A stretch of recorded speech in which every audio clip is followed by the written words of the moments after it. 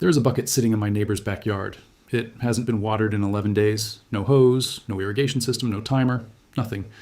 And yet, the tomatoes are still growing. I walked over to look closer. I expected dry soil, cracked earth, wilted leaves. What I found was something different. The soil near the roots was still damp. I didn't understand it, not at first. This bucket isn't magic. It isn't expensive. It was built in an afternoon with things most people already have at home, but here's what it does. It waters itself, from the bottom up, slowly, constantly, silently. The plant never drowns, it never dries out. It just grows. And somehow, this idea has been sitting in the margins of history for a very long time. You just weren't told about it. The Romans called it sub-irrigation. The Aztecs practiced something similar long before the Spanish ever arrived. They called those floating gardens chinampas, and they fed entire cities using water pulled upward from below. Ancient Persian farmers buried clay pots next to their crops. The pots slowly wept moisture into the soil. Roots found their way to it, and the desert bloomed. This was not technology. It was observation. Someone, thousands of years ago, noticed that plants near rivers didn't grow better because they were watered more. They grew better because the water came from below. That's the whole secret. Moisture rising, not falling. It's been forgotten. Replaced by hoses and schedules and sprinkler systems that soak the leaves, evaporate in the sun, and leave the roots thirsty.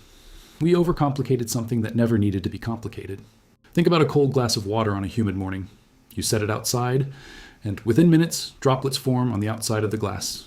No one poured water on it. The moisture came from the air, attracted to the cool surface. That's condensation. You already know this. Now think about a sponge. One end sits in water. You don't squeeze it, you don't tilt it, but slowly, the water climbs through tiny channels too small to see, just moving upward. That's called capillary action.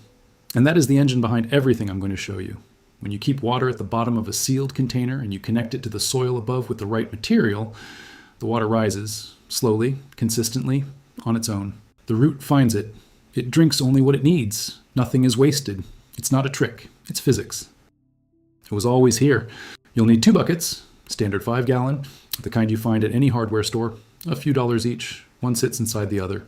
The inner bucket holds the soil and the plant. The outer bucket holds the water reservoir below. Here's how you build it. A cinematic close-up of a hand threading a piece of cotton rope or fabric through a hole in the bottom of the bucket.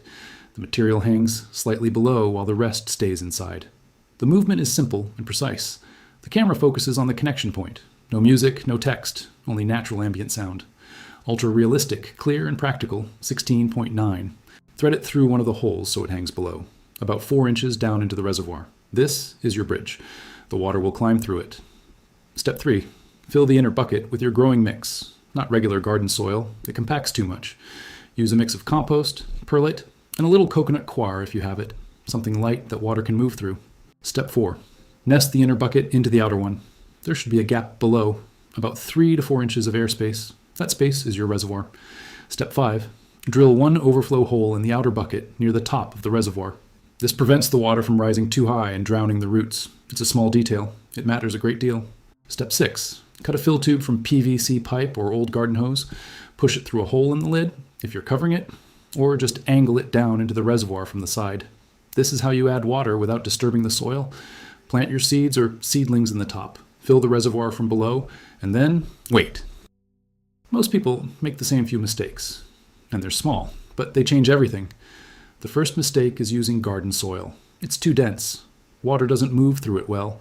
The capillary action stalls. Use a light mix. Half compost, half perlite is a good place to start. The second mistake is making the reservoir too deep. If the roots sit too close to standing water, they begin to rot. The gap matters. 3 to 4 inches between the bottom of the soil bucket and the water line is the rule. The third mistake is covering the top of the soil with plastic. Some people do this to reduce evaporation from the surface. That's smart. But if you don't leave a small opening near the plant stem, you trap moisture against the stem itself. Stem rot follows. Leave a small circle of exposed soil around the plant, maybe 2 inches in diameter. Let it breathe. The fourth mistake, and this one surprises people, is overwatering the reservoir. The system works because the soil controls how much it takes. If you overfill and the overflow hole gets blocked, the roots sit in standing water and suffocate. Check your overflow hole every week. Keep it clear. One last tip. In the first week, before the wicking system fully establishes, water the top of the soil lightly, just once or twice. You're helping the roots move downward toward the moisture. After that, let the system do its work. I want to be honest with you. This is not a miracle. It's a system. In a warm climate with full sun, a self-watering bucket like this can grow tomatoes, peppers, lettuce, herbs, and even small squash without intervention for 7 to 14 days between fillings. In shade or mild climates, that window stretches further, the evaporation is lower, the reservoir lasts longer. Leafy greens like lettuce and spinach respond fastest. You'll see visible growth within days. They love the steady, bottom-up moisture.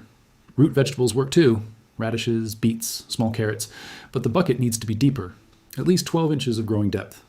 Tomatoes are the classic choice. One 5-gallon system can carry a single indeterminate tomato plant through an entire season.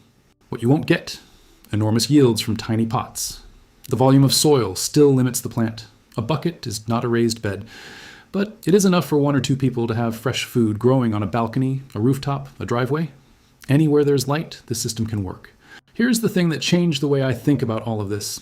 Plants didn't evolve to be watered from above. Rain is inconsistent. It floods. It droughts. In nature, plants survive not because of rain, but because of what happens between rains. The capillary water stored in soil, the slow movement of moisture through underground layers, the connection between deep roots and hidden water tables. A plant's root system is not searching for water at the surface. It's searching for water below. The whole architecture of a root, the way it branches, the way the fine root hairs spread outward, it's designed to find and follow moisture upward through the earth. We've been gardening against that design for decades. Watering from the top, we wet the surface. We encourage roots to stay shallow. We teach the plant to depend on us. When you water from below, the roots go down. They anchor themselves. They find water on their own schedule. The plant becomes, in the truest sense of the word, more independent. It's not that we gave it more water. We gave it water in the right direction. A few things worth knowing before you build yours. Mosquitoes love standing water. Keep your reservoir covered. A simple lid with a hole for the fill tube is enough. Dark-colored buckets are better in cooler climates. They absorb heat and warm the root zone. In hot climates, use light-colored buckets to reflect heat. Roots that overheat, stop drinking. If you're growing food for eating, avoid buckets that previously held chemicals, paint, or industrial materials. Food-grade plastic is labeled with a small triangle on the bottom. Look for the number 2 or 5 inside it. Algae can grow in the reservoir if light reaches the water. Keep the outer bucket dark. A simple black outer bucket with a white inner bucket is a good combination. Dark where the water is, light where the roots are. In winter, the system slows. The wicking action requires some warmth to work efficiently. You can move the bucket indoors near a window or insulate the outside with foam or burlap. The plant will slow its growth, but it won't die. Rinse the reservoir once a season. A buildup of mineral deposits from tap water can gradually narrow the wicking channels. A light rinse is all it needs. This system is low maintenance, but it is not no maintenance. Small attention, given regularly, is what keeps it alive. I've been thinking a lot lately about what we've forgotten. Not lost, forgotten. There's a difference. Lost things are gone. Forgotten things are waiting. The people who built those clay pots in the Persian desert, who dug the chinampas in Mexico, who watched the capillary pull water upward through the soil. They weren't scientists. They were just paying attention. They noticed that a plant near a river didn't need to be carried to the water. The water came to it. And they asked a simple question. A question we sometimes stop asking when things get complicated. What if we just helped it do what it already knows how to do? That's all this bucket is. A very old answer to a very simple question. And it's been sitting there in the physics of water, in the architecture of roots, in the quiet memory of farming traditions most of us were never taught, waiting to be remembered.